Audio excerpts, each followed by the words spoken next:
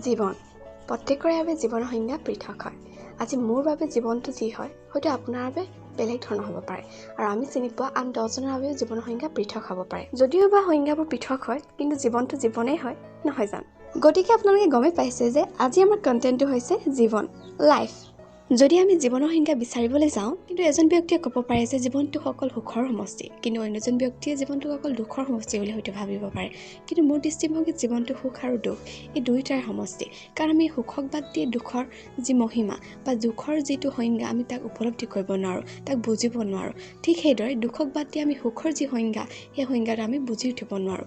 গতিকে সুখ আৰু দুখ এই দুয়োটাই মানুহৰ জীৱনটো কি কৰে? গঢ়ি তোলে, মানুহৰ জীৱনটো সম্পূৰ্ণ কৰি তোলে। গতিকে জীৱনৰ অৰ্থ লুকাই থাকে আমি কিদৰে জীৱনটোক চাইছোঁ, আমাৰ দৃষ্টিভংগীৰ ওপৰত আমাৰ জীৱনৰ অৰ্থটো লুকাই থাকে। আৰু তাৰ ওপৰতে বেছ কৰি এজন ব্যক্তিয়ে তেওঁ নিজৰ জীৱনৰ যিটো সংজ্ঞা, সেই সংজ্ঞাটো তেওঁ আগবঢ়ায়।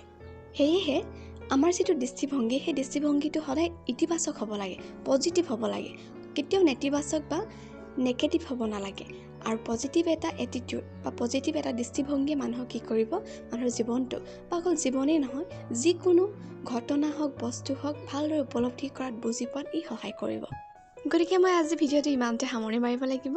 আশা কৰোঁ আপোনালোকে শুনি ভাল পালে, আৰু আপোনালোকৰ যি জীৱন সম্পৰ্কে থকা সংজ্ঞা, সেই সংজ্ঞা মোক কমেণ্টত জনাব নাপাহৰিব। গতিকে আজিলৈ আহিছোঁ।